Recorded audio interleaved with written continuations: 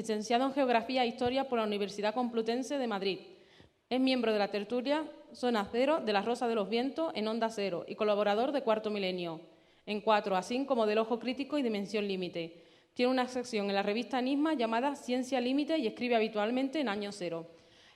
Fuera luego podréis comprar un libro que se titula igual que su conferencia y, bueno, espero que disfrutéis de la ponencia. Gracias.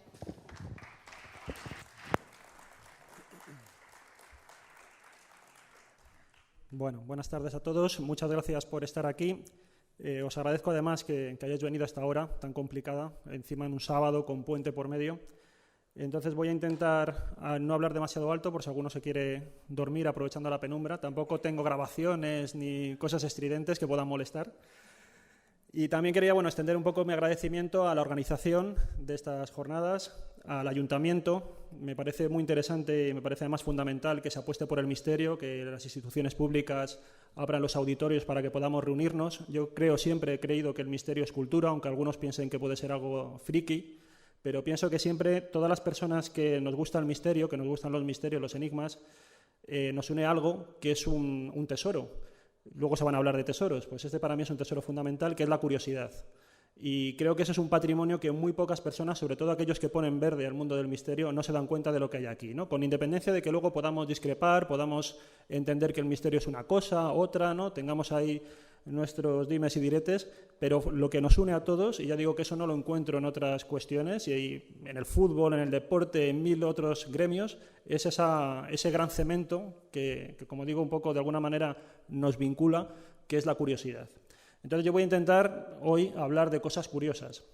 Y la primera será esa palabra que a lo mejor para muchos no sabéis ni qué es una palabra un tanto rara, esto de los UPARs. Son objetos fuera de su tiempo. Estamos hablando de un tipo de objetos, de artefactos, que se han considerado que podrían ser indicadores de que hay una especie como de historia paralela que no nos han contado, o de realidades que tampoco nos han contado, y la mejor prueba de que existen esas realidades o esa historia paralela, que para muchos sería la verdadera historia, pues serían estas pruebas que denominamos OPARs. El nombre de OPAR es un término inglés, un término que responde a un acrónimo, lo tenéis ahí, es artefacto fuera de lugar. Este término fue acuñado por un investigador estadounidense, Ivan T. Sanderson. Él era un criptozoólogo, uno de estos biólogos que se empieza a interesar por una serie de animales que quizás no deberían estar aquí. Por ejemplo, el caso más habitual sería hablar del monstruo del lago Ness. Sería como una especie de reliquia, ¿no? Animales o fósiles vivientes que procederían de otra época y de alguna manera pues seguirían compartiendo nuestro mundo en pleno siglo XX o siglo XXI. Bueno, él, además de aplicar ese término de ese animal, digamos, fuera de su tiempo, lo que hizo fue extenderlo a objetos fuera de su tiempo. Entonces hablaríamos de aquellos objetos, habitualmente objetos que se suelen encontrar en yacimientos arqueológicos, pero luego vamos a ver que el término se ha extendido demasiado, ha perdido bastante precisión. Serían aquellos objetos o también a lo mejor imágenes o incluso noticias que nos hacen pensar que había determinados dispositivos que en principio no corresponderían a la época de donde estamos captando esa información. Os digo una cosa muy burda para aquellos que no sepáis lo que es. Pues, por ejemplo, si tú te encuentras un teléfono móvil en una gran pirámide egipcia, pues evidentemente es algo que llamaría la atención porque no pensábamos que los egipcios tuvieran teléfonos móviles.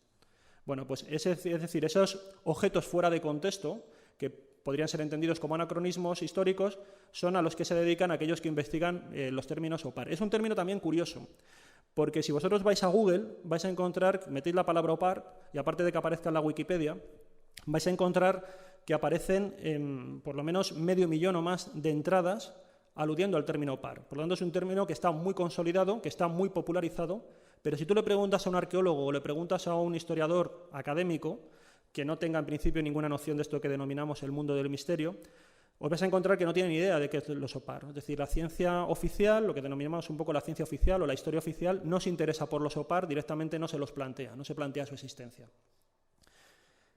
Entonces, para profundizar en la cuestión de los OPAR, vamos a ver que es un término, como digo, complicado, y me gustaría quizás que de esta charla lo que sacáramos a la luz es una especie de cierta actitud psicológica hacia cómo debemos afrontar los OPAR.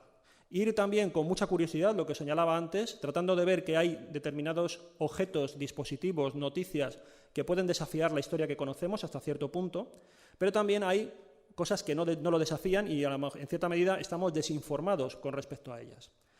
Pero es interesante siempre que vayamos con una mente abierta en un sentido o en otro. Cuando hablamos muchas veces de la mente abierta, pensamos que la mente abierta es solamente para creer cosas extraordinarias. Y tenemos que también tener la mente abierta para pensar que en muchas ocasiones nos estamos engañando o estamos desinformados, ¿no? O sea, los dos extremos forman parte de esa mente abierta. Si yo, por ejemplo, os pongo estas pinturas que tenéis aquí, que son los famosos bisontes de la cueva de Altamira, pues si yo os digo que si esto es un opar, si esto lo entendéis como un objeto fuera de su tiempo, yo creo que me extrañaría que alguno dijera que esto sí, efectivamente, esto es una anomalía, es algo extrañísimo.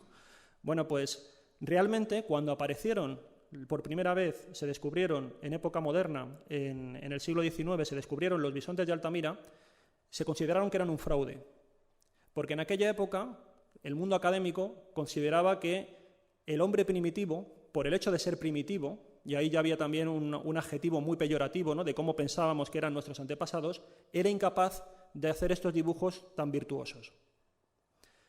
De hecho, el descubridor de estas cuevas de Altamira, que fue Marcelino Sáenz de Sautolo, que ahora está muy venerado en Cantabria por este descubrimiento, se murió en el año 88 pensando, bueno, él creía que eran auténticas, pero toda la comunidad científica, sus colegas, le tenían más o menos como vilipendiado porque pensaban que él estaba divulgando un fraude. Tuvimos suerte de que a nadie se le ocurrió raspar las cuevas, ¿no?, y eliminar las pinturas, porque al cabo de muy poquitos años de que él se muriera, lo que pasó fue que se empezaron a descubrir más cuevas en Francia y ya se empezaron a dar cuenta de que efectivamente esto lo había hecho el hombre prehistórico.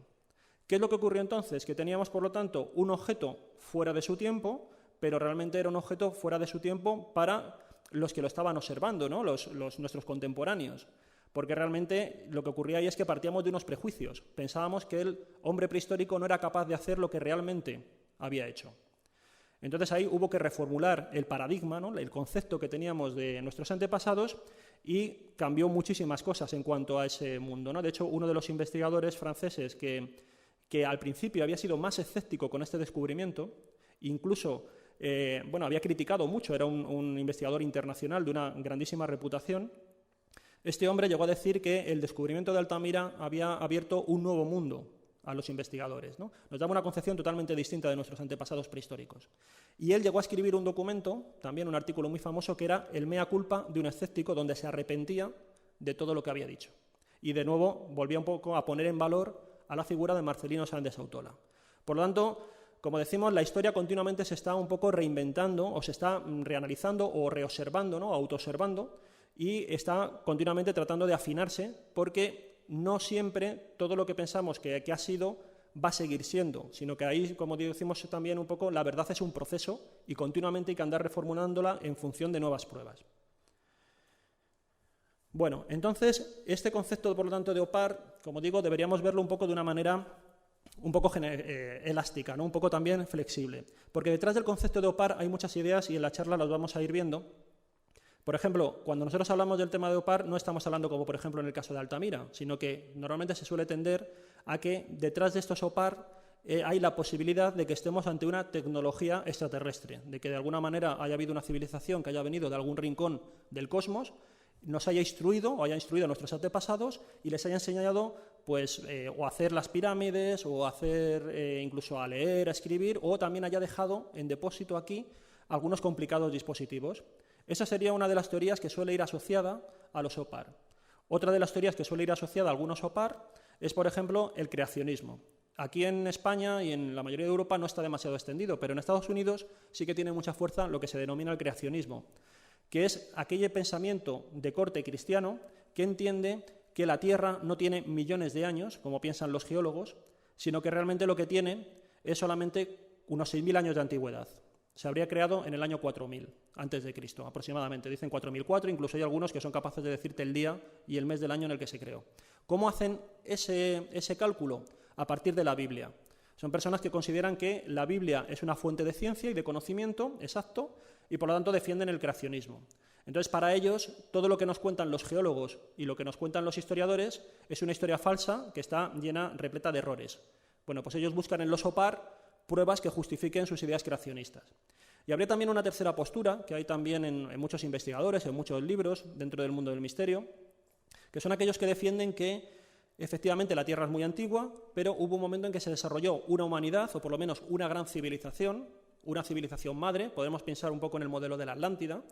Esa civilización llegó a tener un desarrollo tecnológico muy importante y lo que ocurrió es que hubo un cataclismo, la civilización sucumbió y lo que han quedado son pequeños vestigios de ese gran desarrollo. Es como que en un momento dado la humanidad se reseteó, ¿no? Volvió otra vez a renacer y lo que han quedado es estos vestigios, estas reliquias de ese gran desarrollo tecnológico que nos hablarían de nuevo de una nueva historia. Entonces, la historia oficial que nos estaría contando solamente la historia desde ese renacimiento de la humanidad.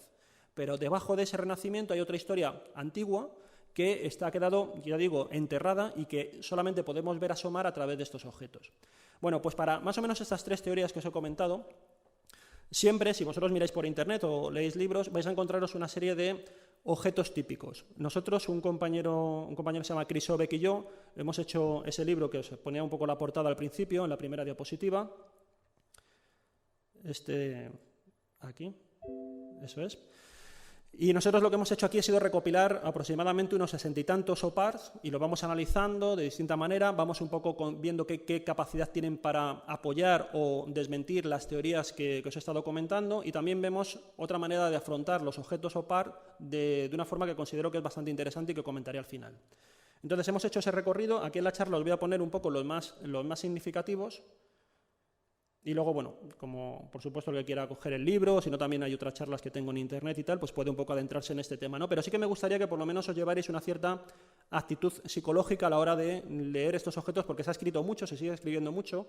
De hecho, nosotros cuando hacemos el libro teníamos un poco una sensación un tanto rara. Imagino que algunos de aquí sois aficionados a documentales que ahora se están emitiendo en canales temáticos como Alienígenas Ancestrales y cosas por el estilo, que han vuelto a sacar otra vez a la luz objetos que nosotros pensábamos que ya estaban explicados de sobra y que estaban superados. Entonces, también teníamos una sensación muy extraña, porque hay algunos de estos objetos que se supone que siguen siendo y que llevan siendo inexplicables durante muchas décadas, y parece como que nadie se asomaba a investigarlos. Y nos llamaba la atención, porque se habla mucho de que la ciencia oficial o de la historia oficial, que es muy corporativista, que evidentemente es muy conservadora, que nadie quiere que llegue ahí con unas nuevas ideas y que les quite de los despachos, pero también ocurre todo lo contrario. Como en todos los gremios, hay gente que quiere hacer currículum, y la única manera de hacer currículum es presentando grandes descubrimientos.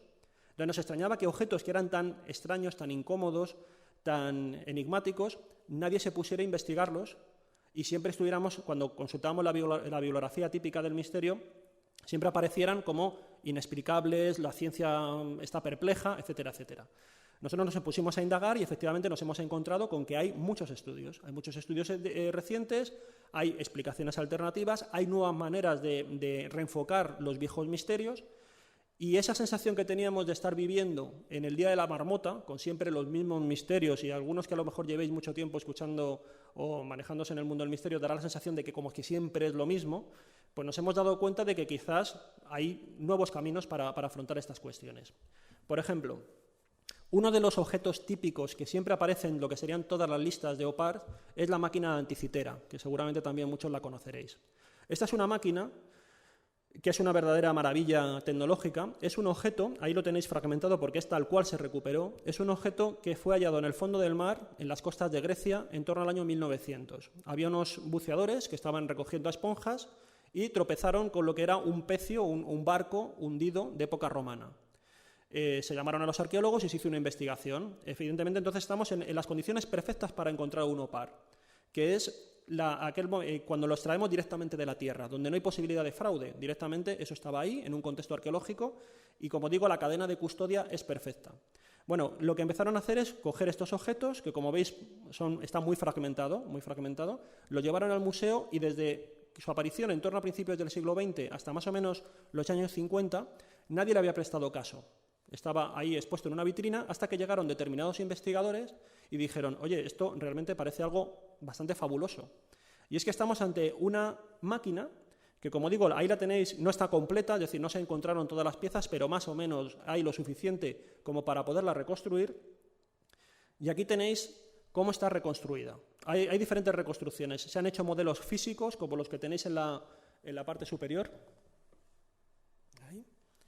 Luego tenéis modelos hechos por ordenador, que permiten reproducir todo el movimiento, todo el funcionamiento que tenía, e incluso tenéis, si buscáis por internet, tenéis hechos algunas máquinas de anticitera con fichas de Lego, que también las han hecho, y funciona perfectamente. Bueno, ¿qué era esta máquina? Porque estamos hablando de una máquina que se calcula, aunque hay ciertas dudas, pero estaríamos moviéndonos en torno al siglo III a.C., en plena época grecorromana, más o menos. ¿Cómo podrían hacer este artilugio que nos recuerda bastante, a primera vista, algo que sería una especie de reloj, ¿no? Bueno, gracias a que esta máquina anticitera estaba en una caja de madera y tenía una serie de placas con inscripciones en griego antiguo, se pudo ver un poco en qué consistía. Y estas inscripciones nos daban determinadas pistas. Nos decían que estábamos ante un objeto que estaba pensado para trabajar con los astros y tenía muchas funcionalidades dentro de los astros. Fijaros, aquí os voy a poner más o menos lo que sería todo ese juego que tiene de diales, de ruedas dentadas, ¿no? De ejes y engranajes que se van combinando entre sí y que según los vamos moviendo nos va a permitir acceder a distintos tipos de información. Esta máquina es muchas cosas. Es una especie de calculadora de computadora de la época. Es un calendario astronómico, permite que, por ejemplo, podamos saber cuándo se van a celebrar las Olimpiadas, permite saber cuál es la posición del Sol y de la Luna y de varias estrellas y de los planetas que entonces se conocían, que eran 7, incluían al Sol y a la Luna.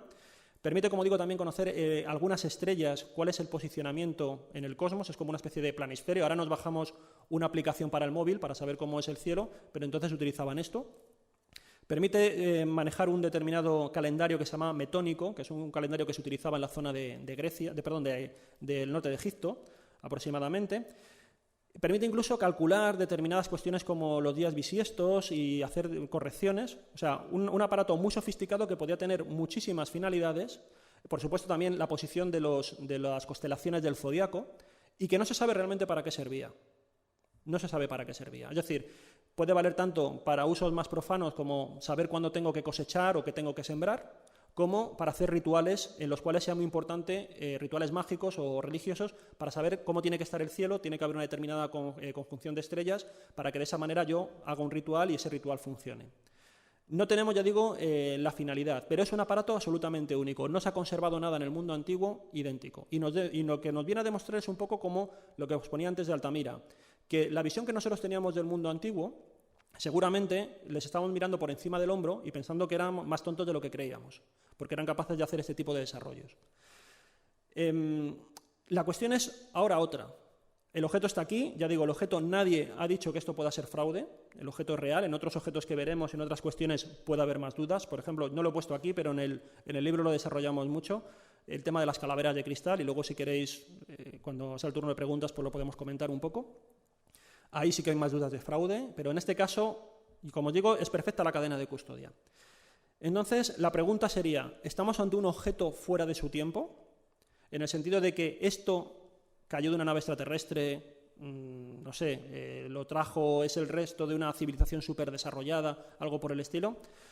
Bueno, cuando nosotros tenemos esa pregunta, podemos afrontarla de muchas maneras, ¿no? Y un poco medir lo que sería el grado de extrañeza o de enigma que tiene este objeto.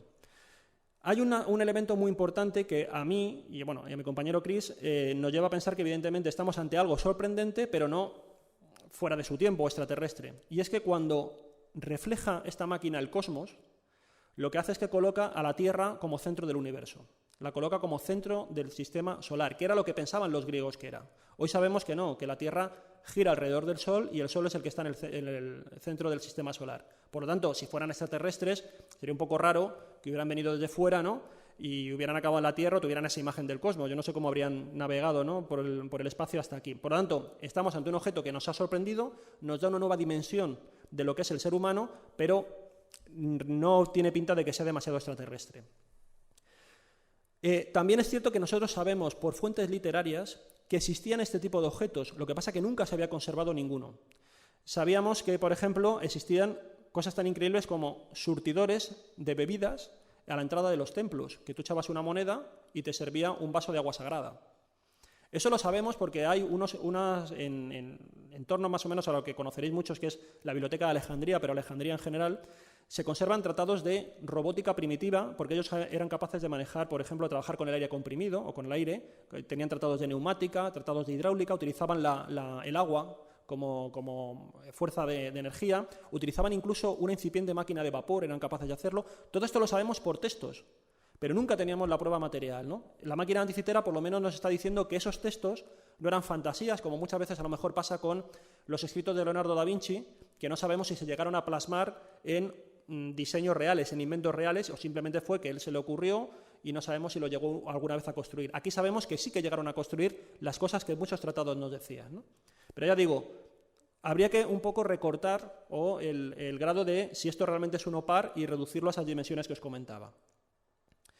Vamos con otro objeto también que os sonará, la pila de Bagdad. Este es un objeto que aparece en 1936 en torno a una población cerca de Bagdad y aparece como lo tenéis ahí, una especie de recipiente de barro, un cilindro de cobre y una especie de varilla de hierro. Esto se extrae de una excavación y de pronto hay un investigador que dice, oye, es que esto tiene pinta de, si tú colocas el cilindro con la varilla dentro del recipiente, esto parece una pila. Y si nosotros le ponemos a esto un líquido que sea capaz de, por medio de ácido, generar electrones, esto tiene pinta de ser una pila eléctrica. Se calculaba que esto podía ser en torno al año 200 a.C., en una primera estimación. Significa que en esa época mesopotámica ya manejaban la electricidad. La pila eléctrica se inventa en 1800. Por lo tanto, podríamos estar hablando de un objeto fuera de su tiempo, ¿no? De un OPAR. El diseño de una pila moderna, aquí tenéis el formato de seco y el alcalino, se parece mucho a lo que estamos comentando. Tiene los mismos elementos. Y luego, no solamente estas analogías, ¿no? Estas semejanzas, sino que hay algunos investigadores que llegan más lejos y se ponen a investigar, pero se ponen a investigar experimentalmente. Lo que hacen es que cogen esos elementos, los reproducen y crean lo que tenéis aquí. Le ponen además, este objeto había aparecido en lo que era la boca del recipiente con betún, como que estaba sellado, y reproducen este objeto. Lo tenéis aquí, ¿no? Wilhelm König crea esta posible, él empieza a decir que esto quizás puede ser una pila, y ya otros investigadores empiezan a hacer experimentos con réplicas que sean, como digo, semejantes, ¿no? Bastante análogas a los restos arqueológicos que se recuperaron. Y bueno, hicieron la pila y efectivamente la pila funcionó. Era capaz de generar un pequeño voltaje. Si tú encima ibas sumando distintas pilas, como tenéis aquí, se creaba energía eléctrica. Esto lo hicieron un miembro de la General Electric, que además la General Electric es la compañía que fundó, si no recuerdo mal, el propio Edison, ¿no? O sea, que conoce muy bien cómo funciona la electricidad. Pero ahora viene, claro, la cuestión es, ¿realmente esto es una pila o es que lo estamos haciendo nosotros como si fuera una pila? Porque aquí aparecieron los elementos por separado. Alguna persona de pronto, desde el día de hoy, proyecta su mente y dice, esto me suena que es una pila. ¿Qué tendríamos que ver para realmente si esto es una pila o no? Bueno, pues se plantearon diferentes hipótesis o diferentes problemas, ¿no? A la hora de aceptar que esto sea una pila o no. Y es que, en primer lugar, no tenemos el electrolito original, ¿no? El electrolito sería el líquido que es capaz de generar esa electricidad. Se ha hecho por ejemplo, con zumo de uva, con zumo de limón, porque es lo suficientemente ácido como para poder desprender electrones de lo que hemos comentado antes, ¿no? De los cilindros que tenemos ahí. Pero no lo sabemos si realmente lo tenía o no. De hecho, hay una hipótesis que manejan determinados arqueólogos, que es que realmente este objeto lo que hacía era contener documentación. Eran recipientes para hacer que la documentación no se deteriorara. Es decir, si alguno conoce, por ejemplo, el tema de los manuscritos del Mar Muerto, los manuscritos del Mar Muerto aparecieron también en una serie de recipientes de barro, sellados. Entonces esto perfectamente podría ser que tuviera el pergamino, no sería pergamino, ¿no? Pero sería el papiro, por ejemplo, en el interior del cilindro. Para mantener esa protección se sellaba con betún para impedir los efectos de la intemperie. El papiro no se habría conservado, el texto no se habría conservado y tenemos solamente el contenedor. Para que fuera una pila, tendríamos que pensar que en el mundo mesopotámico tendría alguna aplicación y deberíamos encontrar los indicios de esa aplicación. ¿Qué hipótesis se han planteado? Bueno, por ejemplo, que se pudiera utilizar como uso medicinal, como un analgésico. Que alguien utilizara estas pilas, ¿no? Y a través de algún sistema que genera la corriente, se la pusiera a un paciente, a un enfermo, y de alguna manera, bueno, pues de modo terapéutico, le sirviera como analgésico contra el dolor, ¿no? Le paliara el dolor, que eso es uno de los usos que cuando nace la electricidad moderna se empieza a hacer, ¿no? De hecho, si no recuerdo mal, en Egipto se utilizaban anguilas con la electricidad que producen en determinados lagos, metían al paciente y aprovechaban las descargas de las anguilas para también, bueno, pues que sobrellevara mejor determinados dolores. Pero el problema es que no tenemos ninguna noticia de que se haya utilizado eso en Mesopotamia. Entonces no tenemos la aplicación. Otra posibilidad, galvanizar metales. El hecho de que se utilizara para dorar determinados metales, pero tenemos el problema de que no ha aparecido ninguna orfebrería en Mesopotamia que esté galvanizada con este sistema eléctrico, sino que se utilizaban, en la época se hacía galvanización, se doraban determinados metales, pero no de esta manera, que es una manera muy reciente además, porque tiene que ver con la electricidad moderna. Y además las pilas no producen, según los expertos, suficiente energía como para provocar ese chapado de los objetos de valor. Entonces, en principio, tampoco tenemos el respaldo de la función, ¿no?, de la aplicación de esta pila. Y por último, otra posibilidad que se ha hablado es un uso mágico religioso, que sería conectar, por ejemplo, estas pilas a determinadas estatuas metálicas y cuando un devoto fuera a tocar la estatua sintiera el cosquilleo, entonces, o diera un calambre. Entonces, de esa manera, claro, imaginaos la impresión que podría ser para una persona que es como que la divinidad se le está manifestando. Bueno, lo que pasa es que no hemos encontrado tampoco ninguna estatua que tenga algún tipo de enganche para aplicar este tipo de pilas. Por lo tanto, ahora mismo no sabemos si esto realmente es una pila o no es una pila. O estamos haciendo un ejercicio de presentismo y estamos proyectando de nuestras categorías actuales a 3 objetos que tenemos ahí y hemos convertido una pila lo que a lo mejor no lo es, ¿vale? Tenemos un problema adicional y es que según las últimas informaciones que tenemos, parece que la pila de Bagdad, que estaba en el Museo Arqueológico Nacional de Bagdad, está desaparecida a partir de los últimos saqueos que hubo cuando, bueno, los americanos y todo esto, ¿no?, el expolio que hubo, y parece ser que de momento, no sé, ahora en estos meses han abierto el museo, no sabemos si se habrá recuperado o no. Lo último que nosotros sabíamos, por lo menos, en declaraciones de determinados arqueólogos, es que estaba en paradero desconocido. Así que difícilmente podremos un poco indagar más sobre este objeto. Y ahí nos queda un poco, en cuanto a este OPAR, nos quedan ahí un poco esas dudas, ¿no?, y esas sospechas.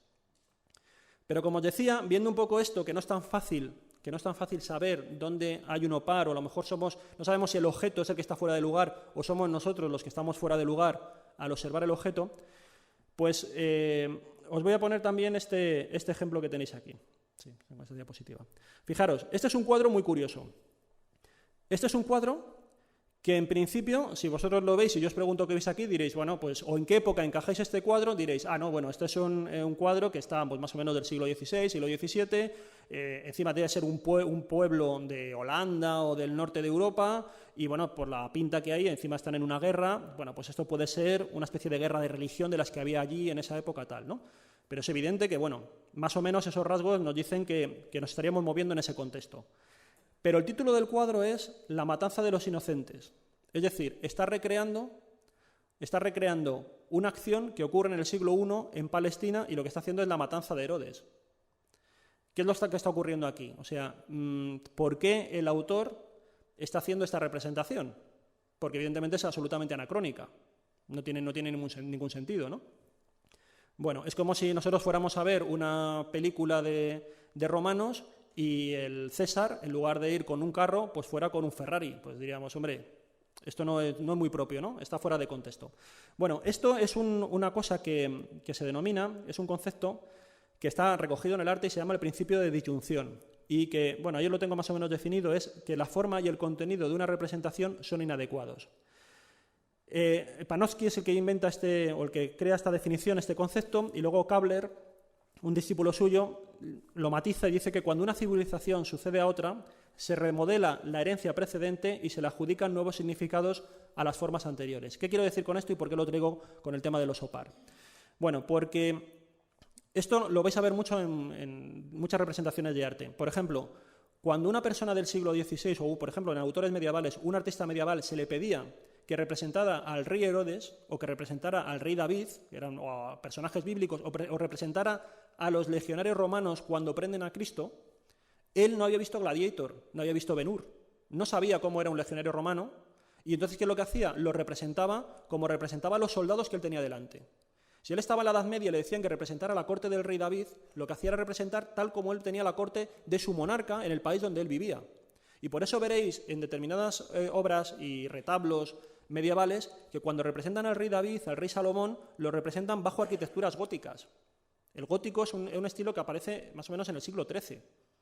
Y entonces él está representando una escena del siglo I, o si es Salomón, de muchos siglos antes de Cristo, lo está representando con arquitecturas y con la indumentaria. Él suele colocar al rey Herodes o a Salomón con la indumentaria medieval. Y los caballeros que aparecen alrededor van con cota de malla, como si fueran caballeros medievales. Él lo que hace es aplicar ese principio de deyucción. Proyecta desde el siglo en el que él vive hacia atrás su pensamiento, y con eso monta la obra de arte. La pregunta es si nosotros, cuando miramos los OPAR, estamos haciendo lo mismo. Y por eso, cuando veamos algo o clasifiquemos algo como OPAR, tenemos que tener esa precaución. Por ejemplo, y lo vamos a poner un poco en práctica, aviones en la antigüedad. Aquí tenéis 4 ejemplos, bueno, 3 ejemplos, mejor dicho, porque las 2 diapositivas que tenéis en la derecha pertenecen al mismo grupo de objetos. 3 posibles objetos que han sido asociados con la idea de que en la antigüedad había aviones. Aviones, algunos lo llevan más lejos y nos hablan incluso de aeronaves espaciales. Vamos a ir viendo un poco, uno por uno, a ver qué es lo que puede haber detrás. Porque además está bastante bien razonado. O sea, aquí no estamos hablando de gente, en algunos casos puede haberlo, ¿no? De gente que piense, que quiera meter un fraude por meterlo. Habrá gente que lo haga, que sea deshonesta, pero hay gente que está convencida y que te lo razona y que te lo explica, ¿no? Y que encima hace experimentos para ver si eso es así. Vamos a empezar con este primer objeto, el denominado avión de Saqqara. Esto es, el objeto que tenéis en la parte superior izquierda, es un avión que aparece en una tumba en Egipto y, bueno, aparece tal cual lo veis ahí, un avión. Un avión que, bueno, es un pájaro, pero a algunos les recuerda que es un avión. ¿Por qué piensan que es un avión? Porque además tiene la cola en vertical, como veis en la parte de atrás, y se empiezan a hacer determinadas réplicas. Incluso se utiliza este objeto, a partir de una réplica se mete en un túnel de viento, de estos donde prueban tanto los aviones como los coches de carreras, y se empieza a comprobar que tiene ciertas propiedades aerodinámicas, según algunos estudios. Es decir, que esto, si tú lo recreas, podría volar. Significa que los egipcios tenían esa capacidad para ya pensar en términos un poco, ¿no?, aerodinámicos. E incluso, si vais por internet, veréis que lo he sacado, lo que tenéis en la imagen de la derecha, que comparan a este pájaro de Saqqara en sus características como si fuera un avión Hércules. Entonces ya sería que los egipcios de alguna manera observaron aviones Hércules o del estilo del avión Hércules en su país, hablamos de miles de años, y lo que hicieron fue, esos conocimientos que veían, tratar de plasmarlos en la madera en este avión de Saqqara. Bueno, pues la cuestión está en que, ya digo que de esto ha habido muchos debates, empiezan a hablar ingenieros, empiezan a hablar investigadores, pero bueno, la cuestión es como siempre que lo interesante sería intentar meternos en la mentalidad, ver cómo piensan los autores de estas obras, porque si no también les estamos un poco faltando al respeto. Si no sabemos cómo pensaban y lo que hacemos es imponer nuestros pensamientos sobre los suyos, no les estamos escuchando a ellos, ¿no? Les estamos escuchando a nosotros mismos. Entonces es un monólogo y lo que conviene, como digo, es ir a profundizar a ver cómo accedemos a esa mentalidad del otro.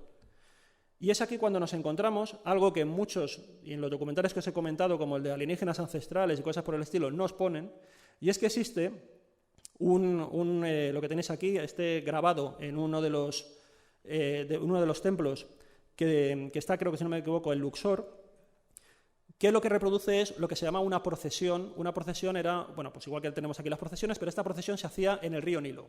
Y lo que hacían era, una vez al año, se llevaban determinadas estatuas de las divinidades a un templo, era lo que se llama la procesión o festival de Opet, y en estos barcos, en la parte superior del barco,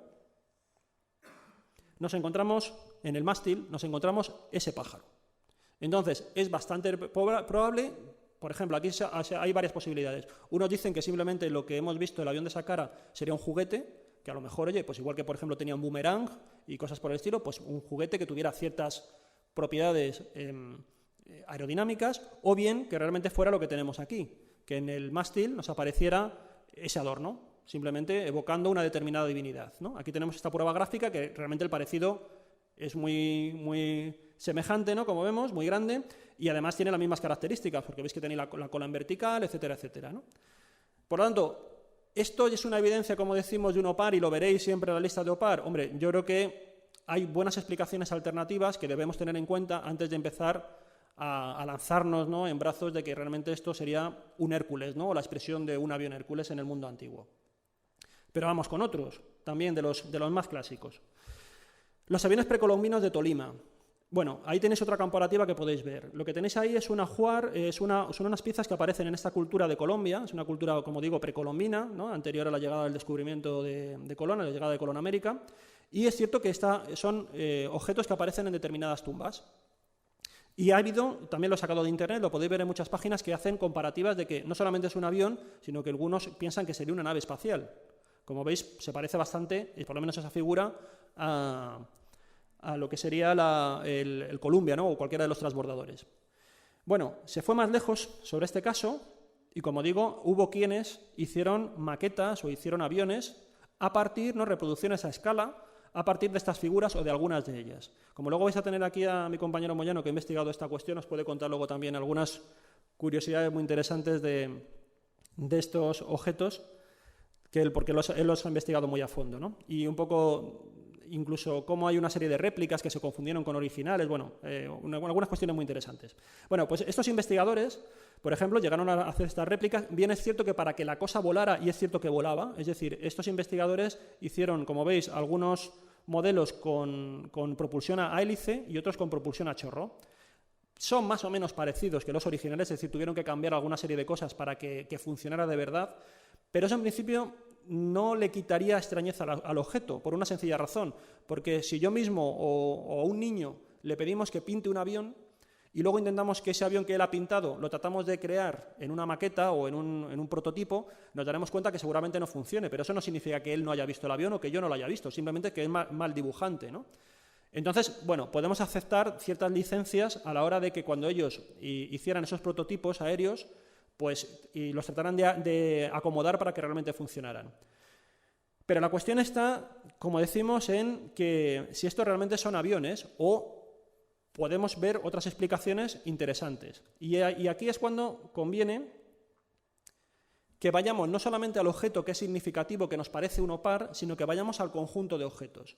Y nos encontramos que estos supuestos aviones no son los únicos objetos que aparecen en los ajuares funerarios de esta cultura de Tolima, sino que aparecen muchos objetos muy variados. Y lo que ellos hacen son crear, como tenéis aquí, una especie como de criaturas. Aquí hacen un gran ejercicio de imaginación. Veis que no siempre son tan parecidos a aviones, sino que veis que, bueno, ya son bastante variados. Y aquí trabajaríamos con un concepto que, bueno, nosotros en el libro lo desarrollamos más, porque es una cuestión también un poco de antropología, pero trabajamos con que el concepto que tenían ellos de la comunicación con los animales o con otros seres del entorno, ¿no? Tendríamos que meternos en la cosmovisión de los habitantes de la cultura Tolima. Y lo que nos sugiere el asunto es que realmente hay una explicación, sería que lo que estaríamos aquí es simbolizando, estos objetos estarían simbolizando el poder del chamán y la capacidad que tiene el chamán para controlar diferentes ámbitos de existencia de la persona. Es decir, serían una fusión o una combinación de diferentes criaturas y cada criatura es representativa de un ámbito. Por ejemplo, estos objetos estarían combinando a un pez, estarían combinando a un pájaro y estarían combinando posiblemente al jaguar. Ahí lo tenéis, ¿no? Bueno, el pez sería un poco un pez que ahora comentaremos. Bueno, lo pongo si queréis. Este de aquí es un pez que estaba en la zona y que se considera que es un pez volador. Y luego tendríamos también las alas del pájaro y también, por ejemplo, el dorado dicen que tiene que ver también con el color dorado de los jaguares. Pero tiene una significación mucho más profunda. ¿Por qué estos animales y no otros? Bueno, seguramente porque estos animales, cada uno de ellos, demuestra que es capaz de vivir en un plano de existencia, pero también es capaz, por lo menos por algunos instantes, de ir a otro plano de existencia. Si hablamos de un pez volador, el pez volador está en el agua y en el cielo, aunque sea por unos instantes. Si hablamos de los pájaros, están en el cielo, pero también están en la tierra. Y el jaguar es un animal que está en la tierra, pero también es capaz de trepar a los árboles, por lo tanto se separa un poco de la tierra y también estaba asociado en las culturas precolombinas al mundo de ultratumba, al mundo un poco oscuro, porque era capaz de camuflarse con el entorno y desaparecer. Claro, entonces esto indicaría que estos objetos que encima aparecen en un contexto funerario son elementos ideales para que aquella persona que ha muerto trascienda de su plano. Entonces tiene un significado simbólico muy interesante que más o menos va cerrando un poco este círculo de preguntas. Y luego también es que si miramos es que no solamente hay objetos que se parezcan a aviones, sino que tenéis objetos, por ejemplo, muy variados, porque combinan muchos animales, ¿no? Por ejemplo, aquí tenéis también anfibios, pero tenéis pájaros que combinan con otros seres, pájaros que combinan también con anfibios, cosas por el estilo. Y como veis es un gran desarrollo de imaginación. Entonces el problema es que nos lo presentan como si fuera un avión, nos presentan solamente una pieza, 2 piezas, 3 piezas y se olvidan de todo lo demás. No, hay que abrir un poco la lente y ver todo el contexto. Porque como veis aquí hay algunas cosas que recuerdan a anfibios, a ranas, pero hay otras que veis que son unas ranas un poco particulares. Y en el anfibio nos encontramos lo mismo. Un animal que es capaz de vivir en el agua, por lo menos parte de su vida la pasa en el agua y parte las pasa en la tierra. Son animales que viven entre distintos planos. Lo cual para el chamán era muy importante porque el chamán, cuando entraba en trance, también era capaz de ascender a un plano distinto. Y en cierta medida empatizaba, o a veces incluso quería coger ese objeto, ¿no?, e identificarse con él porque era un vehículo para pasar a ese otro plano de existencia. Por lo tanto, lo de los aviones de Tolima, tan conocido que veréis tanto por ahí en Alienígenas Ancestrales y en cosas por el estilo, Erich von Däniken y demás, pues hombre, yo lo pondría bastante en cuarentena, ¿no? Otro clásico, que este también yo pensé que ya, bueno, se habían olvidado de él, pero no, ha vuelto también con más fuerza si cabe. Esto es un poco como Hollywood, ¿no?, que siempre va haciendo las mismas películas y tal, pues igual. Astronauta de Palenque, un clásico. En el Yucatán aparece, dentro de lo que tenéis ahí, una de esas pirámides, aparece una tumba, la tumba del señor de Pacal, que tiene una losa, que es esta que veis en la parte superior derecha. Y tiene como una especie de individuo que está como manejando algo, ¿no? Siempre nos la presentan en horizontal o algo así.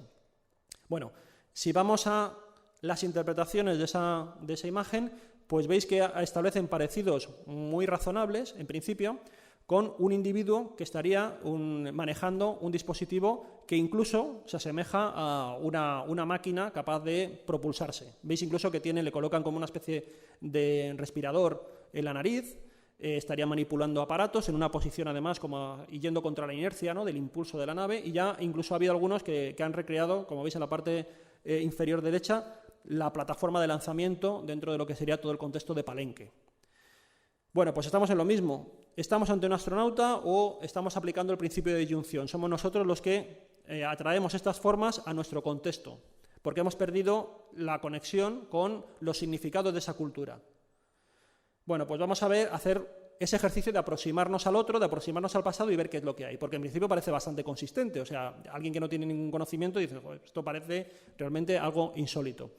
Bueno, pues aquí lo que tenemos que hacer es, sin movernos del mismo Palenque, nos encontramos este templo de las inscripciones y encontramos estos geoglifos que recrean uno de los conceptos que ellos manejaban, que era el árbol de la vida, que lo tenéis ahí al lado de una serie de sacerdotes que están un poco venerando ese árbol de la vida.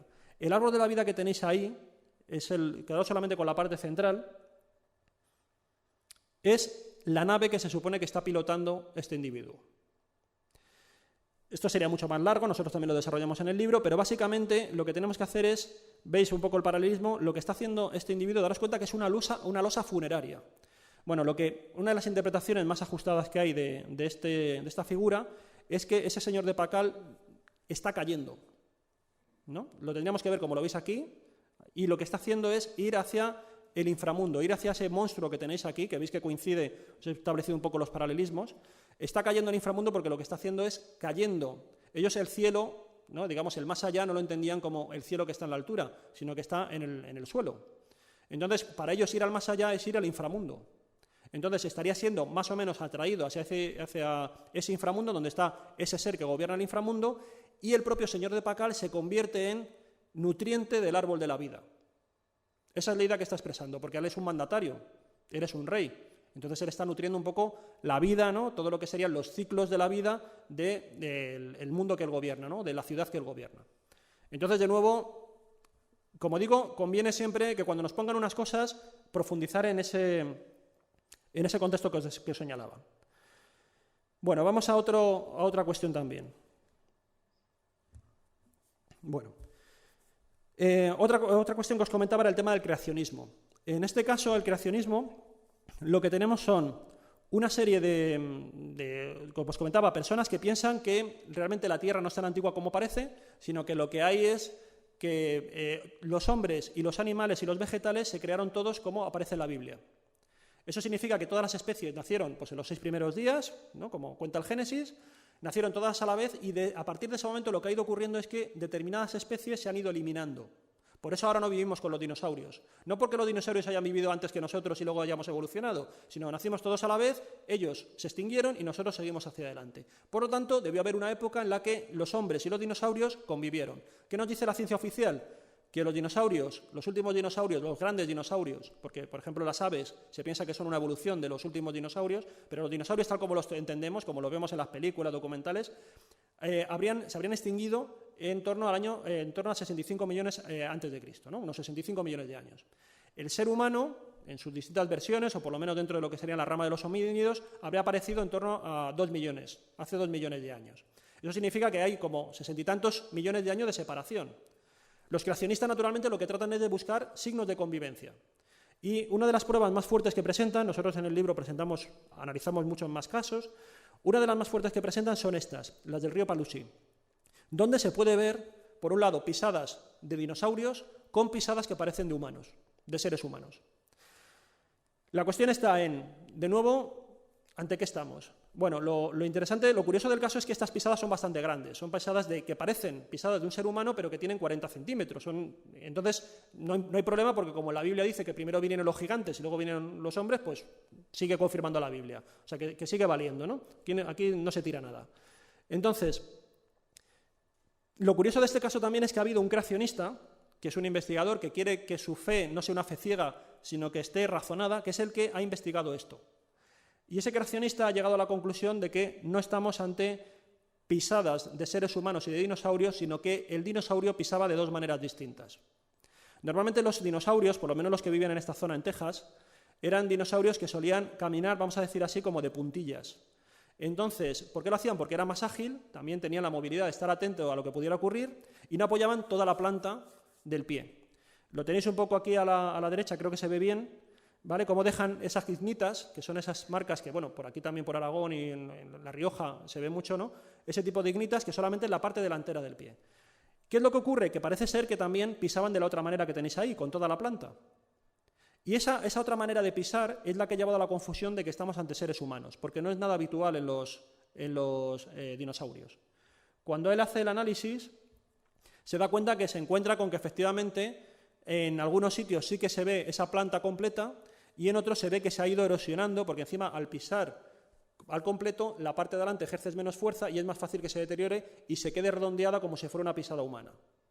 Entonces, hoy en día incluso la mayoría de los creacionistas aceptan que esto realmente no responde a una convivencia de seres humanos y de dinosaurios. Hay otras posibilidades, nosotros las exploramos en el libro, la posibilidad de que hubiera habido una especie de mundo perdido, de que hubiera existido un ecosistema óptimo donde hubieran vivido determinados dinosaurios y que hayan convivido con seres humanos. Por ejemplo, uno de los más conocidos, ¿no?, que se puede hablar y que es muy polémico también, es el monstruo del lago Ness, ¿no? Pues podría ser, igual que, por ejemplo, hace unos años una especie del celacanto, era un tipo de pez que se pensaba que estaba desaparecido y se encontró que todavía estaba viviendo en determinadas aguas. O las secuoyas es también un fósil viviente, un vegetal que en principio debería estar extinguido y se mantiene. Bueno, pues existen pequeñas supervivencias y, bueno, es razonable pensar que puedan existir, pero habría que analizar esas pruebas, que ya digo que eso nos extendemos nosotros ahí en el libro comentando, ¿no?, y analizando casos, incluso dibujos de supuestos dinosaurios, etcétera, etcétera. Por lo tanto, lo que os comentaba antes, ¿qué o quiénes están fuera de lugar? ¿Son los objetos los que están fuera de lugar o somos nosotros? ¿Qué cosas debemos tener en cuenta? Lo que os decía también, el principio de disyunción. Hay que tener mucho cuidado con él, el no ir con determinados prejuicios o que tengamos también insuficiente información. Porque al final la cuestión está en que quizás a veces nos estamos encontrando con tecnología o con técnicas que son inesperadas, pero esas tecnologías y técnicas son inesperadas para nosotros, pero no para ellos, ¿no? Y es aquí donde, bueno, me queda poco tiempo y prefiero luego que me preguntéis. Hay un apartado en el libro que nosotros hacemos también una aproximación al OSOPAR un poco distinta, creemos que es original, y es la idea de pensar qué objetos hay en el pasado que de alguna manera están sirviendo hoy en día para ayudar a la ciencia, pero hasta el punto de que son objetos que nos están dando lecciones de ciencia. Nosotros se suele decir, ¿no?, que la historia es como una escuela de vida, ¿no? Pues se supone que no tenemos que repetir los errores del pasado, tal y cual, ¿no? Pero cuando miramos hacia atrás, pensamos que nuestra tecnología ya es superior a cualquier otro desarrollo que haya habido en el pasado. Bueno, nosotros en el libro recopilamos muchos ejemplos de objetos, tecnología, medicina, que hoy en día están o haciendo una agricultura mejor, con mejor rendimiento de la que se conocía, o resolviendo cogiendo los principios activos, solucionando determinadas enfermedades que se habían hecho resistentes o bacterias que se habían hecho resistentes a nuestros antibióticos y se ha encontrado el remedio en algún documento medieval, o nuevos materiales, ¿no? Entonces, bueno, voy a centrarme solamente en unos poquitos objetos muy rápidos. Por ejemplo, este de aquí, el Pilar de Delhi. El Pilar de Delhi es también uno de los OPAR clásicos que podéis ver. Es una columna de hierro inoxidable, lo cual es casi un contrasentido, porque el hierro sabemos que se oxida. Este es un pilar que está forjado en torno al siglo III, más o menos, siglo IV, siglo III en esta zona, en la India. Y lo curioso es que se mantiene inoxidable, como digo. Bueno, ¿cómo es posible que esto ocurra? Incluso hay algún ritual, como veis aquí, que si juntas las manos por detrás del pilar, eres capaz de unirlas, pues te da buena suerte. Ha sido un enigma. Por ejemplo, Erich von Däniken decía que este objeto era señal de que había una metalurgia que seguramente había sido creada por una civilización anterior o por una civilización extraterrestre, porque no había nada igual. Y el caso es que se empezaron a hacer determinados estudios científicos. Por eso digo que cuando dicen, no se han hecho estudios científicos, no. En este, por ejemplo, hay estudios incluso muy recientes. Nosotros mencionamos este de 2002, pero hay algunos posteriores. Lo que se comprobó fueron dos cosas. Primero, que había un factor ambiental que contribuía a que no fuera tan oxidable, no se corroyera este hierro, ¿no? Y es que la humedad relativa, el entorno, facilita que eso no sea así. ¿Cómo lo hicieron? Pues muy sencillo, colocaron objetos de hierro en la zona, de hierro que habían traído moderno, distintas aleaciones incluso, y se dieron cuenta que efectivamente la corrosión afectaba mucho menos a esas piezas en el entorno de Delhi que a otras. Y lo que hicieron también fue lo contrario, llevarse un fragmento de esta columna a un contexto fuera de Delhi y se dieron cuenta que también se oxidaba, aunque no tanto como el hierro convencional. Entonces eso indicaba que había una cosa, un factor ambiental que favorecía que esto fuera inoxidable, pero también había un factor químico, y es que tenía una pequeña cantidad de fósforo, si no recuerdo mal, y de otra serie de elementos. El hierro, o sea, no era un hierro puro, ¿no? Siempre se le echa algún aditivo a la hora de forjarlo, y resulta que se había creado una especie de película alrededor que protegía y que volvía inoxidable a este hierro. Lo interesante del caso es que, como digo, de este descubrimiento extraemos una lección, y lo que se ha hecho ha sido desarrollar un hierro anticorrosión a partir del Pilar de Delhi. Los mismos investigadores que hicieron ese estudio han desarrollado esto, que lo tienen patentado, ¿no? Otro objeto peculiar, el acero de Damasco. El acero de Damasco es un elemento al que le debemos casi media civilización actual. Nuestra civilización de la revolución industrial se basa mucho en el acero, como sabéis. Bueno, el acero de Damasco es un acero mítico, es un acero que tiene unas propiedades curiosísimas, con una historia, bueno, me la voy a saltar un poquito y tal, pero bueno, para que veáis un poco las características. Pero lo curioso es que cuando nosotros hacemos acero, el acero es una aleación fundamentalmente, ¿no?, de hierro, que comentábamos antes, y de carbono. El caso es que el carbono tienes que unirlo, ¿no?, tienes que hacer esa aleación en una cantidad muy concreta. Tiene que ir desde 0,1% hasta, como mucho 1,5%. Y ya con 1,5% te estás pasando. Bueno, la cantidad de carbono que tiene el acero de Damasco es un 2%. Esto es un acero imposible.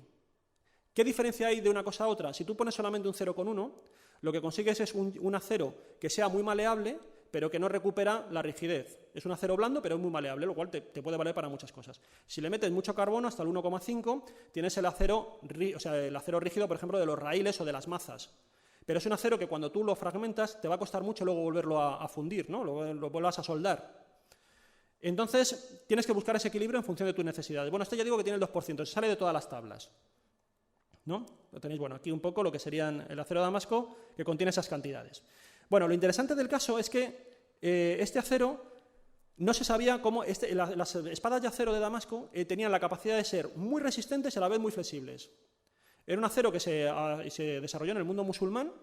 Se llama de Damasco, pero no está claro que realmente sea la ciudad de Damasco. Ahí hay una historia también etimológica. Pero bueno, el caso es que era absolutamente intrigante, porque era duro, era flexible. En un mundo en el que las espadas eran tan importantes, causaba admiración y había muchas leyendas en torno a cómo se habían forjado. Había una leyenda, por ejemplo, que decía que la resistencia, ¿no?, el vigor de la espada se conseguía cuando tú forjabas la espada y la tenías que templar. ¿no?, que es meterla, digamos, en el agua para que se enfríe, lo que hacían era enfriarla en la espalda, la clavaban en la espalda de esclavos muy fornidos para que de esa manera se transmitiera al acero la fuerza de ese esclavo. Por cada espada te cargabas un esclavo. Pero existía, ya digo, todo algo absolutamente legendario.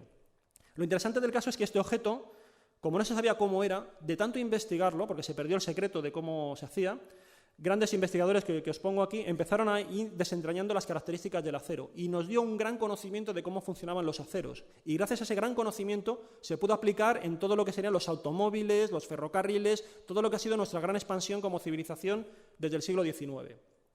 Al final, la técnica se ha conseguido ya reproducir con exactitud.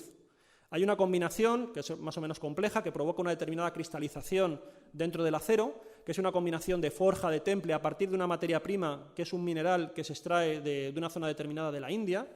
Y lo más interesante, y aquí nos podemos sentir bastante orgullosos, es que ha sido la Universidad Complutense de Madrid quien recientemente ha conseguido reproducir a la perfección, en todos sus detalles, el acero de Damasco.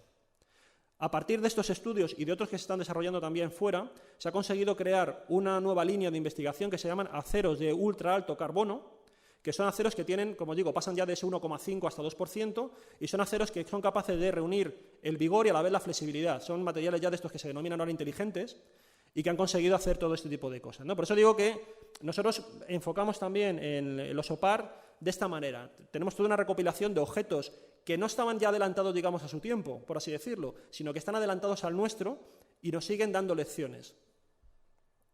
Y bueno, para ir terminando, os voy a poner este último que es impresionante, porque hay muchos más, que a mí este es uno de los que más me fascina y no es muy conocido, es el vaso de Licurgo. Este es un vaso que es un vaso de vidrio, es un vaso romano, también es un objeto absolutamente único, seguramente sea del siglo, calculan que puede ser del siglo III, siglo IV. Lo que recrea ahí es vidrio, una copa de vidrio. El soporte que tenéis ahí, donde está un poco engarzado, es un adorno posterior, seguramente del siglo XVIII, XIX. Y lo que recrea es la historia de Licurgo, que era un rey mítico que se enfrentó al dios Dionisio y, bueno, pues muere porque intentó este monarca intentó violentar o forzar a las ninfas que cuidaban a Dionisio y Dionisio lo castigó de tal manera que Licurgo murió enredado en una especie de árbol, ¿no?, entre una serie de matas, ¿no?, que lo asfixiaron y lo mataron. Incluso, bueno, aquí aparece también cómo va siendo apedreado por el propio dios y todo esto. Bueno, ¿qué característica tiene este vaso de Licurgo? El material con el que está hecho es vidrio, pero tiene un comportamiento que hoy denominaríamos también inteligente. Este vaso de Licurgo tiene la propiedad de que si tú le colocas una fuente de luz en el interior del recipiente, el vidrio coge un determinado color, que es el color verde. Si le colocas la fuente de luz fuera, coge el color rojo. Esto puede parecer simple, pero esto es una cosa que más o menos, a otro nivel, pero tenemos en los monitores de televisión. Y lo tenemos cuando se hacen hologramas. En los monitores de televisión, en función de cómo inciden los electrones y de una serie de capas que tiene el plasma, se generan distintos colores, y por eso nosotros podemos ver la tele en color. Lo interesante del caso es que esto que estamos comentando, esto es nanotecnología. Para hacer este vidrio, lo que tuvieron que hacer los romanos fue hacer partículas de polvo de plata y de oro a un tamaño tan infinitesimal que solamente ha sido posible ver esas partículas con el microscopio electrónico, no con el microscopio óptico. Y esto se ha hecho en los años 90, si no recuerdo mal. Además, tienen que distribuir en el vidrio, en lo que serían los silicatos con los que tú haces el vidrio, la pasta con la que haces el vidrio, tienes que distribuir esas partículas de determinada manera, en una determinada proporción, para lograr ese efecto, que es un efecto físico que se conoce y que, ya digo, que funcione de esta manera. Bueno, pues esto, inspirándose en este comportamiento de este vidrio, se ha hecho toda una línea también de cuestiones de semiconductores y de cuestiones, como digo, de hacer hologramas. Pero hay una línea que a mí me parece más innovadora, o por lo menos más curiosa, que es la siguiente, y es que ha habido un investigador de la Universidad de Illinois que preguntó que a lo mejor este objeto podía ser una especie de detector de sustancias. Él ha hecho una pasta de vidrio y con estas mismas características, incluyendo las partículas de oro y de plata, y la ha probado, por ejemplo, echando diferentes sustancias. Y se ha dado cuenta que al echar diferentes sustancias, dependiendo de la cantidad de sal que tienen o menos, cambian los colores del objeto. Por lo tanto, piensa que esto podría haberse utilizado como un detector de venenos o algo por el estilo. Él lo está haciendo, por ejemplo, para que se puedan hacer simplemente con placas de este tipo de vidrio, tú echas saliva o echas orina y que te pueda decir si hay determinados patógenos en la saliva o en la orina. ¿Vale? Entonces, de nuevo, algo que no tenemos ni idea de cómo lo pudieron hacer los romanos, ni siquiera sabemos si realmente lo utilizaban, como digo, un detector de venenos o no. Bueno, pues está aquí y es nanotecnología del siglo IV. Bueno, voy a ir acabando y si me preguntáis, lo vamos viendo porque tenía muchos objetos raros. Purpuracean, bueno, también que es... A ver, y me voy al final. Esto también es agricultura, por ejemplo, en la zona o medicina que también os comentaba, ¿no? Por ejemplo, vacunación antes de que existiera la vacunación, por ejemplo, la malaria. Ahora le han dado justo el premio Nobel a esta mujer porque el tema de la malaria, que creaba una mortandad enorme, ella descubrió una manera de combatir la malaria de manera eficaz en un manuscrito que tenéis aquí del siglo IV, un manuscrito chino. En una receta ella extrajo el principio activo y de esa manera la malaria que estaba... Sobre todo esto viene la preocupación cuando la guerra de Vietnam, que casi estaba causando más bajas la malaria que los combates, pues hubo toda una línea de investigación de la China comunista a favor del Vietcong y también toda una línea de investigación de los americanos para tratar de poner remedio a la malaria. Los americanos sacaron una serie de medicamentos que generaban determinados efectos secundarios que incluso los soldados se negaban a tomar y ella, revisando, haciendo una gran búsqueda, hablando con médicos tradicionales y rebuscando, como decimos en manuscritos, tropezó con esta receta. Siempre hay que tener mucho cuidado porque la medicina tradicional no hay que tomarla como tal, sino que hay que extraer los principios activos y evitar todos los efectos secundarios, etcétera, etcétera, ¿no? O sea, que no siempre es coger la receta de la abuela tal cual porque puede tener efectos secundarios.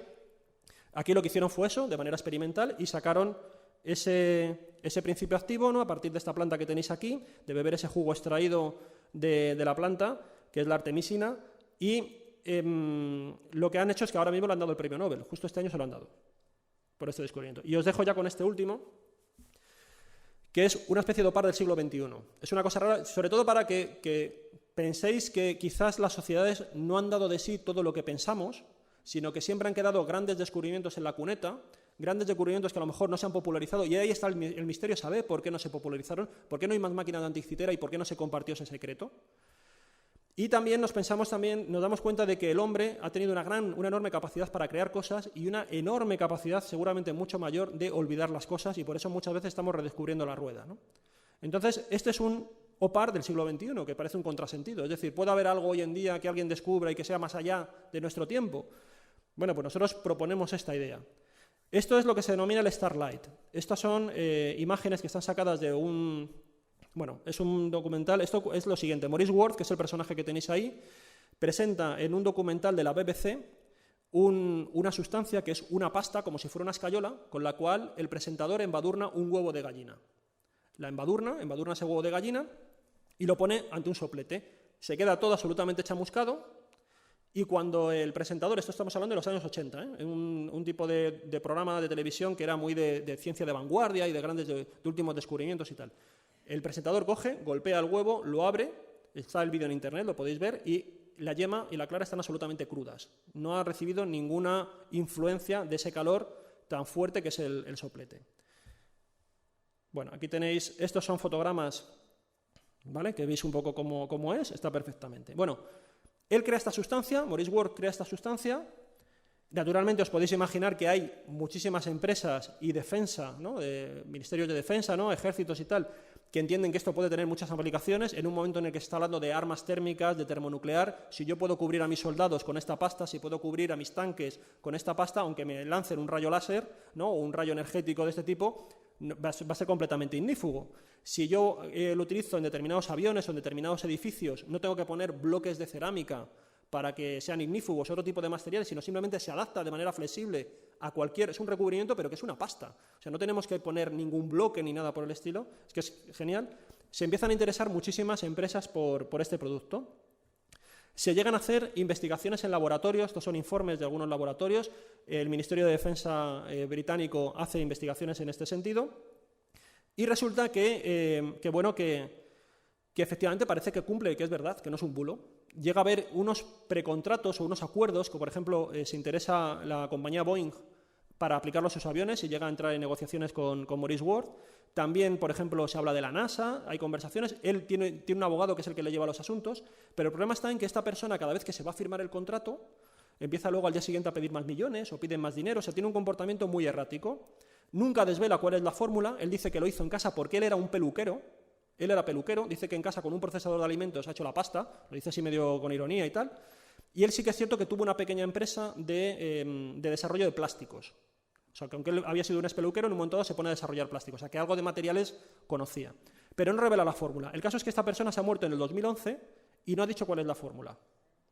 Y hay, por ejemplo, algunos profesores británicos que están buscando restos que hay por el mundo de las pruebas que se han hecho para ver si son capaces de ver en qué consiste este material, porque sí que se dieron cuenta que tiene una especie de comportamiento inteligente. Cuando lo analizaron, se dan cuenta que cuando lo sometían al calor, se creaban con una especie de burbujas, ¿no? Es decir, reaccionaba el material al calor creando esas burbujas y de esa forma creaba ese aislante, pero claro, no saben cómo es. Entonces él dice que el legado lo ha dejado la familia, saben lo que tienen que hacer, pero de momento no sabemos nada. No hay ninguna compañía hoy en día que sea capaz de hacer un producto con estas características. No lo saben. Dicen que no tienen ni idea, o sea, lo más es cerámicas, como os comentaba, otro tipo de materiales, pero de momento, por lo menos es lo que nosotros tenemos contrastado, no se sabe. Así que, por lo tanto, tenemos este misterio, ¿no?, sobre estos OPAR, y ya, bueno, ya termino, que sería una especie de OPAR, como os digo, del siglo XXI. A ver, esto luego, si hay tiempecillo para alguna pregunta, lo pongamos. Y entonces, bueno, un poco la conclusión es lo que os quería decir, y es un poco con lo que concluimos también un poco el trabajo, con muchos ejemplos, que sería este resumen que tenéis aquí, ¿no? El hecho de que la tecnología ancestral inesperada nos está instruyendo, ¿no? Y que algunas líneas de lo que puede ser nuestro futuro, en muchos sentidos, en la medicina, la agricultura, materiales, están escritas en nuestro pasado, y además de una manera bastante brillante, y lo que os decía antes, ¿no?, la importancia que tenemos, o la necesidad que tenemos de conservar, ¿no?, que a veces es un aprendizaje continuo, ¿no?, conservar lo que somos para no vernos obligados a tener que recordar lo que podríamos haber sido varios siglos después de haberlo olvidado. Así que, nada más. Muchas gracias.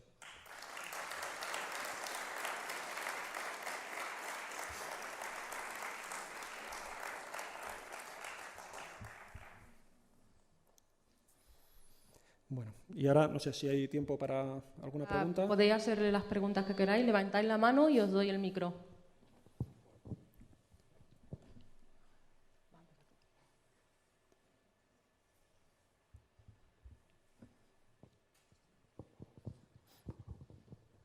Hola, Juanjo. Hola. De todos los OPARs que nos has ofrecido, ¿cuál es el que más te ha sorprendido? Porque realmente creías que podía tener una explicación y finalmente consideras que a día de hoy no la ha tenido. Y por otro lado, ¿cuál es el OPAR que más te ha fastidiado tener que dar una explicación o sentenciar con una explicación?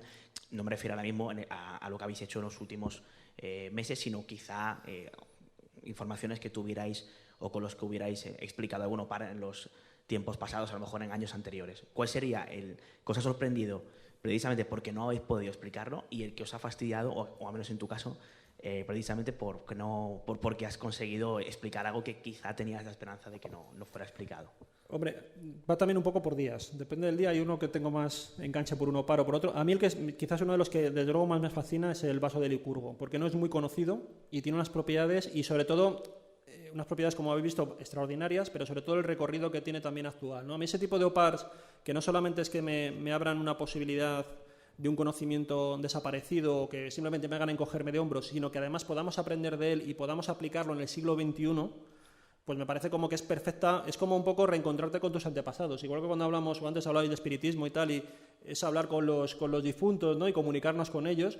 Esto es lo mismo, es algo que es un saber perdido, que todavía nos sigue deslumbrando y del que estamos aprendiendo. Entonces eso nos hace también mirar el pasado con otros ojos, porque podemos darnos cuenta que es un yacimiento de saber, cosas que a veces se olvidan, ¿no?, de saber además de ciencia de vanguardia, ¿no? Bueno, aquí hemos dejado otro, por ejemplo, que es los guerreros de Xi'an. Los guerreros de Xi'an tienen una peculiaridad con una púrpura que tienen, la púrpura Han, que es una púrpura que se ha comprobado que tiene unas propiedades físicas que los físicos solamente sabían que existían en la pizarra, cuando hacían determinadas fórmulas. Y han encontrado un material que los chinos ya tenían, que es un material que sería una especie como de interdimensional, a través de la onda magnética. Es un material que ahora mismo piensan que se puede utilizar, tal como está diseñado esa púrpura de Han, se puede utilizar en lo que serían los ordenadores cuánticos. Son cosas y además tiene luego la historia de que esa púrpura de Han estaba hecha por alquimistas taoístas, o sea, tiene ahí toda una historia apasionante, ¿no? Evidentemente, pienso que los alquimistas no sabían lo que era el ordenador cuántico, pero crearon algo que ahora lo podemos utilizar en los ordenadores cuánticos, ¿no? Con unas propiedades tan sorprendentes que no habían sido capaces los físicos ni los ingenieros de realizarlo hoy en día, ¿no? Y luego, uno de los que más me ha fastidiado, que podría tener, yo pensaba que tenía más recorrido, que realmente podía tener algo interesante, y yo creo que, no sé, mucho tienen que cambiar las cosas para que aparezcan nuevas pruebas, son las calaveras de cristal. Yo creo que hoy en día las calaveras de cristal, defender que las calaveras de cristal son un misterio, un opar o algo por el estilo, tiene muy poco peso. Porque en el libro es uno de los capítulos que más hemos profundizado. Hay estudios muy recientes, estamos hablando de hace, sobre todo a raíz de lo de la película de Indiana Jones y lo del tema del año 2012, se empezaron a hacer, como se pusieron tan de moda el tema de las calaveras de cristal, se hicieron estudios muy buenos en todos los sentidos. De las calaveras de cristal sabemos los yacimientos de donde salen, y no son yacimientos centroamericanos. El más cercano está en Brasil, pero también puede ser de Madagascar o de Centro Europa. Sabemos la fecha en la que se cortó el cristal de cuarzo, el cristal de roca en el que está tallado, de alguna de ellas, y son del siglo XVIII, porque se sabe porque hay una técnica que al cortar, por un tema de cómo se va deshidratando, podemos medirlo igual que el carbono 14. Sabemos también un marchante de arte francés, que es esta persona como personaje es fascinante, pero era el tío que empezó a ir moviendo todo el tema de las calaveras de cristal y de irlas suministrando a distintas personas, y que tiene un currículum pues bastante lleno de manchas. Como persona, ya digo, es muy interesante, como persona dejaba bastante que desear. Y luego además la única calavera que parecía que se resistía mucho más, que es la famosa calavera del destino, que era la única que había aparecido supuestamente en un contexto arqueológico, porque teníamos la niña, que ya luego evidentemente se hizo mujer y murió hace unos años, decía que ella, siendo niña, había conseguido desde unas ruinas en el Yucatán, en un templo, extraer con sus propias manos y junto a su padre esa calavera de cristal. Nosotros en el libro publicamos la carta del padre a su hermano diciendo que la calavera la ha comprado a través de un comerciante. Entonces, el testimonio de esta niña ya no vale nada, no vale absolutamente nada. Entonces, tenemos una serie de calaveras de cristal que están en los principales museos del mundo. Lo tenéis en París, lo tenéis en el Museo Británico, lo tenéis en el Smithsonian. Luego hay otras en manos privadas. Nosotros hemos publicado todo lo que serían las referencias a los estudios científicos de las principales calaveras. Y esas calaveras, en principio, todas, podemos decir así, que han aparecido por generación espontánea. No ha aparecido ninguna en un yacimiento arqueológico. La diferencia de lo que os comentaba con la máquina anticitera. Entonces, los elementos de sospecha ahora mismo sobre las calaveras de cristal son tan abrumadores que la pregunta es, y nosotros lo planteamos en el libro, es ¿por qué nos quieren hacer creer que son extraterrestres si no hay nada que indique que sean extraterrestres? Entonces, ahí lo que tenemos que pedir ahora es un poco la carga de la prueba. Lo veíamos también un poco con lo de Houdini. Bueno, aquí, ¿por qué insisten en esto? Si es que nadie, ni siquiera los primeros que descubren las calaveras de cristal, hablan de tecnología extraterrestre.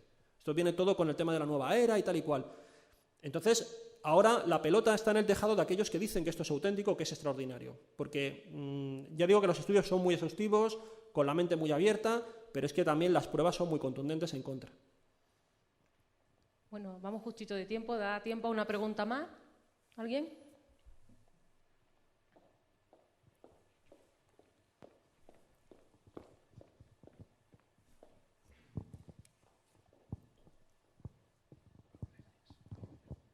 Hola, buenas tardes, Juanjo. Hola, ¿qué tal? Una preguntita. ¿La sábana santa de Turín sería un opar?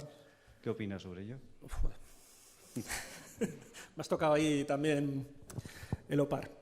A ver, la sábana santa. Vamos a ver. Yo de la sábana santa siempre digo más o menos lo mismo. Para mí es un misterio medieval.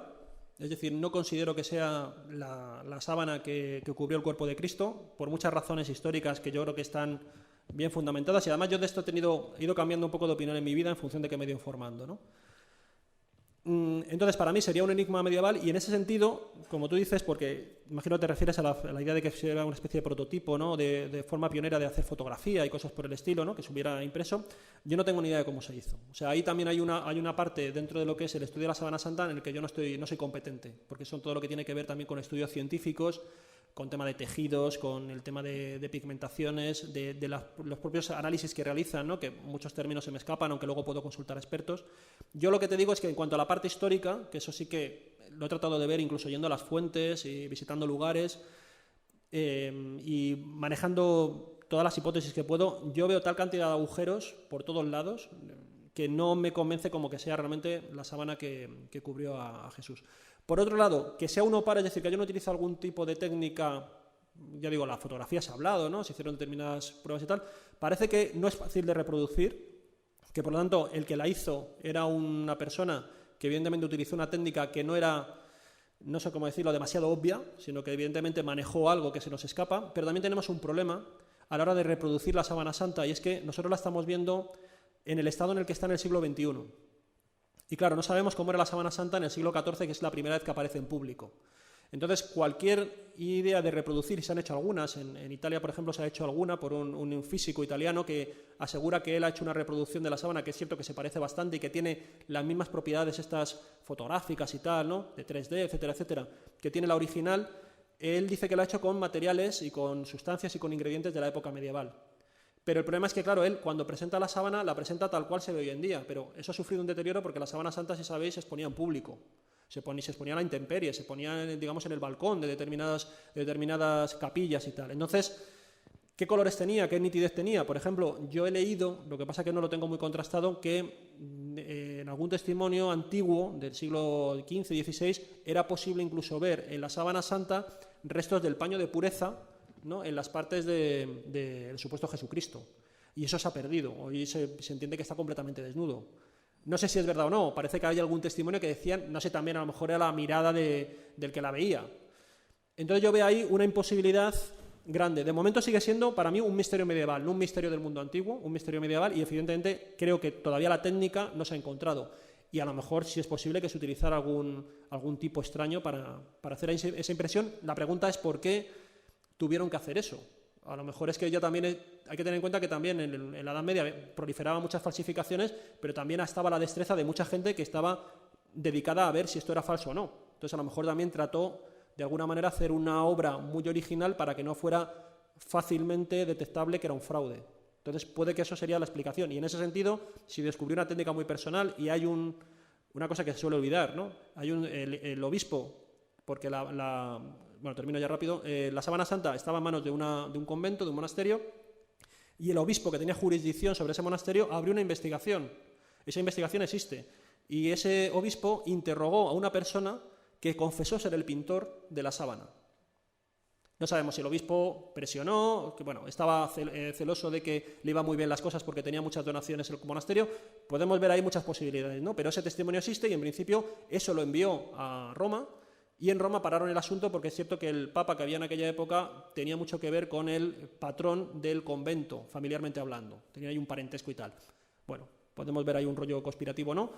Pero el tema está en que parece que si fue un pintor utilizó una técnica que sí que podría ser desconocida, y en ese sentido, si era muy desconocida y era ya principios una protofotografía, pues sí que podríamos calificarlo como un opar.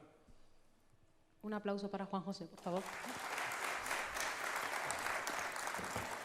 Bueno, recordaros que fuera podéis comprar el...